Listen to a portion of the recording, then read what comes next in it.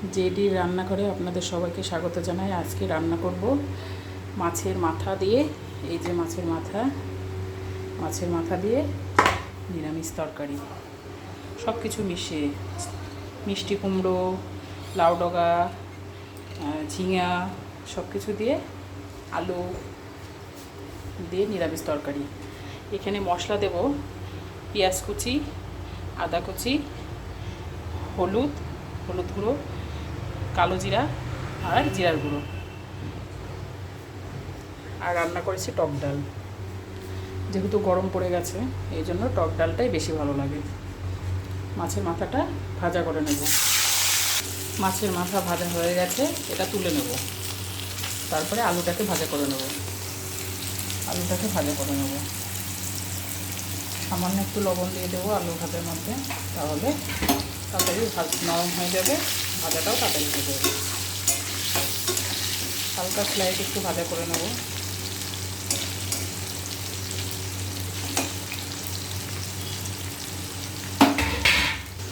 এই যে আলু ভাজা হয়ে গেছে, এইবার এর মধ্যে একটু কালো জিরা সম্বর দেব।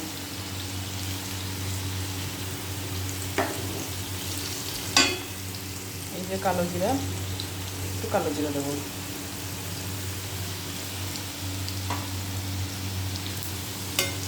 নাড়াচাড়া দিয়ে এবার একটু পেঁয়াজ দিয়ে দেবো।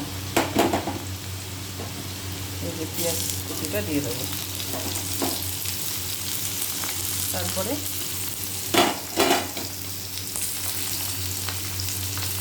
এই যে আদা কুচিটা দিয়ে দেবো।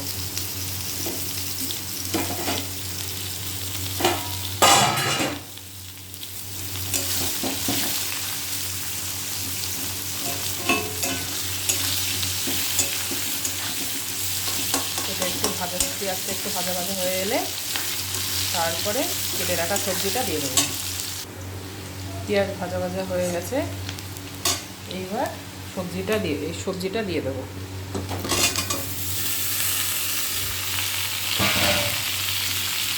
একটু নাড়া দিয়ে নেব।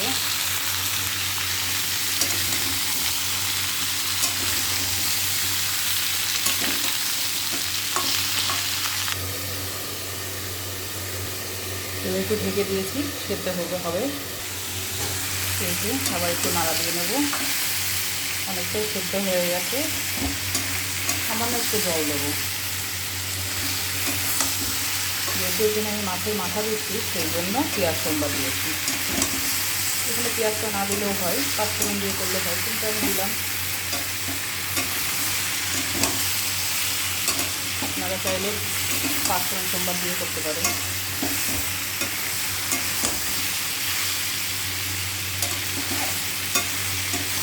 দুটোতেই ভালো লাগবে। এবার মাছের মাথাটা দিয়ে দেবো। এই যে মাছের মাথাটাকে এরকম করে ভেঙে নিয়েছি, এবার এটা দিয়ে দেবো।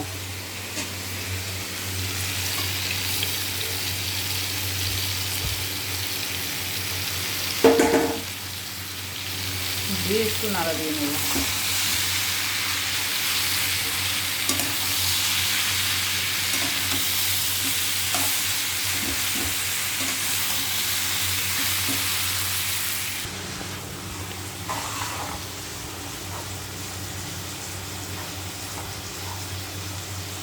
এবার জিরের গুঁড়ো দিয়ে দেবো।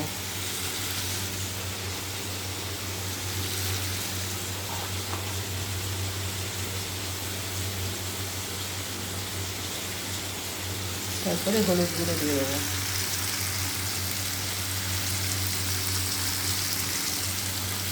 দিয়ে একটু নাড়াচাড়া দিয়ে নেবো। তারপরে জল। এই যে তরকারি মজে গেছে,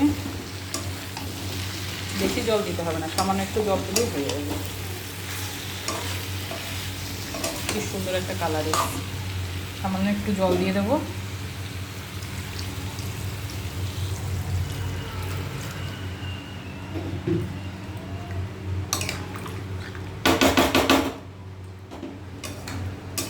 জল দিয়ে একটু ঢাকা দিয়ে দেবো।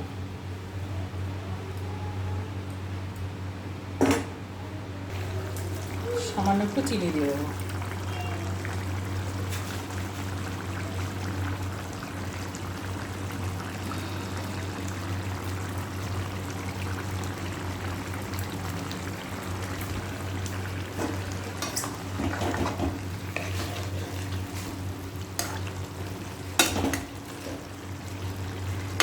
এবার ঢাকা দিয়ে দেবো।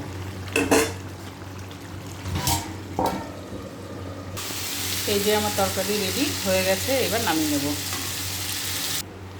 এই যে আমার তরকারি রেডি, কি সুন্দর একটা কালার এসছে। কুমড়োগুলো গোটা গোটা আছে দেখে মনে হচ্ছে, কিন্তু সেদ্ধ হয়ে গেছে।